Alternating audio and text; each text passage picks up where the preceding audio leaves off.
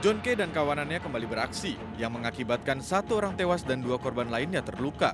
Kali ini kelompok John K. berseteru dengan kelompok Nuske yang masih memiliki hubungan saudara mengenai bagi hasil jual tanah. Motif ini adalah sesama, sebenarnya masih bisa dikatakan mereka ini masih keluarga antara John K. dengan Nus K. Ini dilandasi ataupun berdasarkan permasalahan pribadi. Peristiwa berawal saat sekelompok orang memaksa masuk ke rumah Nuske di klaster Australia perumahan Green Lake City, Tangerang. Kawanan John K. ini merusak rumah dengan memecahkan kaca.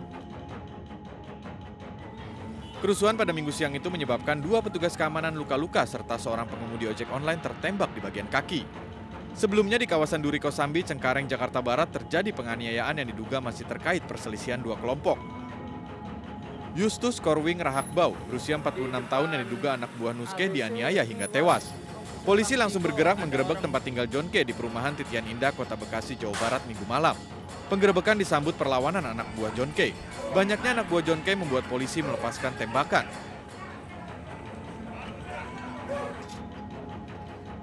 Dalam penggerebekan, polisi menangkap 30 orang termasuk John K. dan menyita puluhan senjata tajam serta plat nomor kendaraan yang diduga digunakan dalam serangkaian aksi penyerangan dan penganiayaan di Cengkareng, Jakarta Barat dan Tangerang, Banten pada Minggu siang.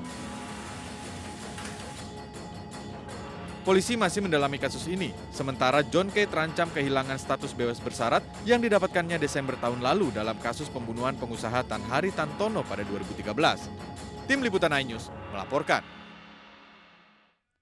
Baik, kita lanjutkan dialog kita bersama kriminolog Universitas Budi Luhur, Monika Margaret.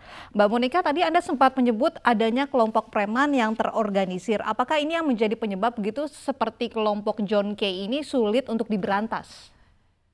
Iya, pada dasarnya kalau kita bicara tentang kejahatan yang terorganisasi, salah satunya adalah kelompok-kelompok premanisme gitu ya Mbak. Sebenarnya kalau dibilang sulit diberantas, pada kenyataannya iya gitu ya.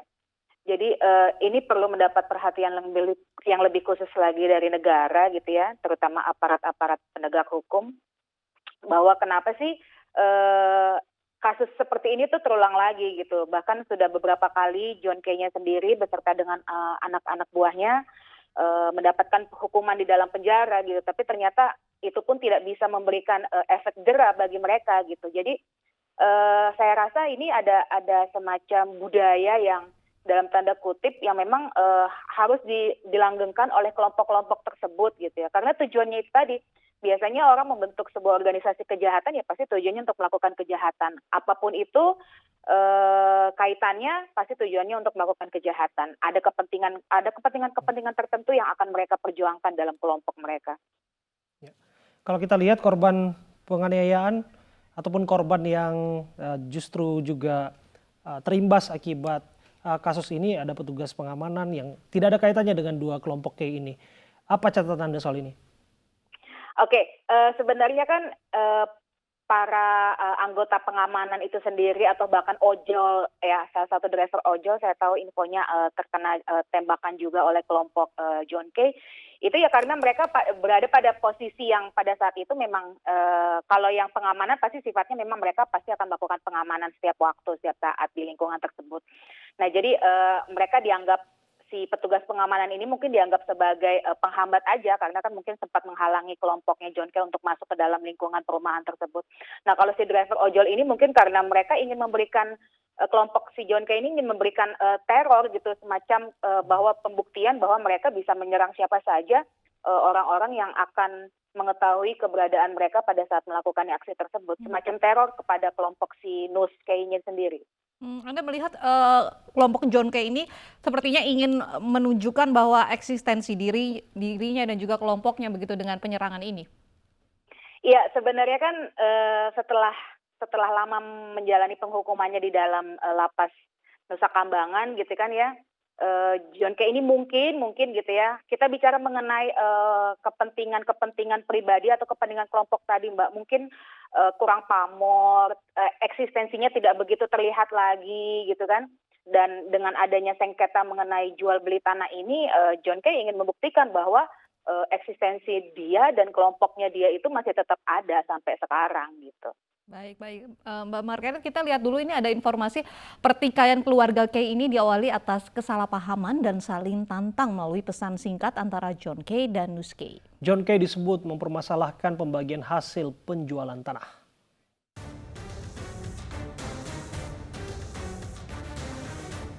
Ditangkapnya John Kay dan puluhan anak buahnya dilatar belakangi oleh penembakan di perumahan Green Lake City, Tangerang, dan pembacokan di Duri Kosambi, Cengkareng, Jakarta Barat. Akibat kejadian ini, satu orang berinisial YDR alias ER meninggal dunia. Menurut Nus Kay, kasus dipicu soal pembagian hasil penjualan tanah di Ambon. Namun ia menganggap masalah sudah selesai dengan John Kay. Udah, itu kan cuma masalah sipil, masalah yang sudah selesai. Yang kemarin dijelaskan sama Kapolda itu benar itu. Tapi udah selesai masalah di Ambon sana udah selesai. Cuma mungkin beliau tidak sabar untuk menanti masalah di sana. Di Ambon sana kan lihat urusan sama birokrasi itu kan. Sebelumnya pada pertengahan Desember tahun lalu, John Kay bebas bersyarat dari Lapas Permisan Nusa Kambangan, Cilacap, Jawa Tengah. Kala itu John Kay mendapat pembebasan bersyarat setelah menjalani 2/3 masa hukuman atas kasus pembunuhan seorang pengusaha Tanhari Tantono alias Ayung pada 2013 silam. John Kay pun berjanji akan meninggalkan dunia hitam dan lebih mendalami agama. Hari ini pula saya merasa begitu bahagia dan kebebasan hari ini, dan mungkin setelah saya bebas dan saya kembali hidup bersama keluarga saya, mungkin kehidupan saya yang lama saya tinggalkan, semua kehidupan saya yang lama. Amin. Dan kehidupan baru yang baru sudah datang. Itulah yang saya akan menuju ke depan. Dengan pembebasan bersyarat ini, John Kay harus menjaga sikap setelah keluar dari penjara. Jika kembali berbuat kriminal, maka akan kembali menjadi pesakitan. Tim Liputan iNews melaporkan. Kita kembali berbincang bersama dengan Mbak Monika. Apa tanggapan Anda mengenai pertikaian keluarga yang berbuah kekerasan di depan publik? Oke, baik.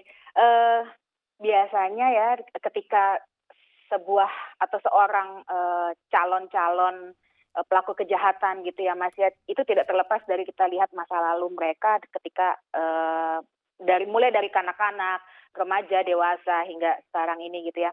Nah mungkin ada semacam pertentangan atau konflik-konflik ringan yang pada awalnya terjadi di antara lingkungan keluarga. Kalau kita boleh lihat sendiri latar belakang dari kebudayaan yang dimiliki oleh John Kay sendiri baik dan juga Nus Kay gitu ya, itu mereka berlatar belakang dari kebudayaan kekeluargaan yang terbiasa dengan sifat-sifat kekerasan, penganiayaan, bahkan ketika mereka mau melakukan solusi biasanya ditempuh dengan siapa yang akan paling bisa memperlihatkan performa yang lebih baik, siapa yang paling bisa memperlihatkan prestis yang lebih baik.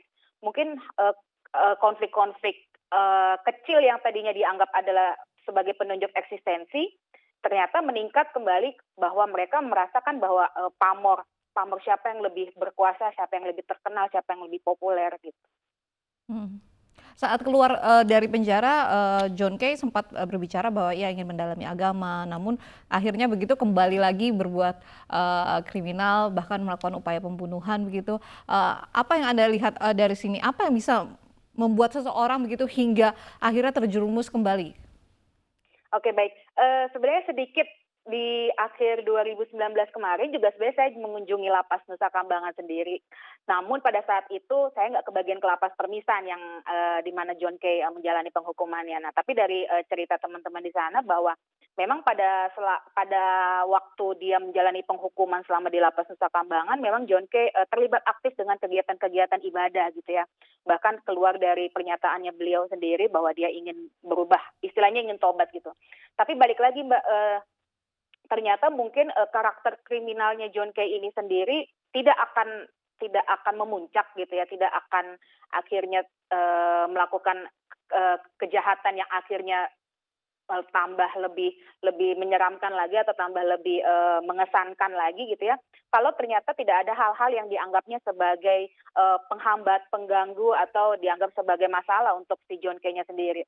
Tapi karena terjadi konflik mengenai jual beli tanah itu sendiri, mungkin kita nggak tahu prosedur yang terjadi seperti apa, kita nggak bisa tahu. Dibilang birokrasinya yang lambat, kita juga tidak bisa lihat faktanya secara apa. Tapi ternyata dianggap bahwa iming-iming yang diberikan oleh Nuske selama ini mungkin gitu ya, itu dianggap sebagai penghambat oleh John K sendiri. Jadi dia merasa tidak puas dengan bagian-bagian yang harusnya diterima. Kalau kita lihat baik kedua kelompok ini, Nuske dan John K kan memiliki pengikut yang tidak sedikit. Begitu, kira-kira apa yang membuat mereka menjamur? Apakah memang ada yang membackingi sehingga terkesan premanisme terpelihara?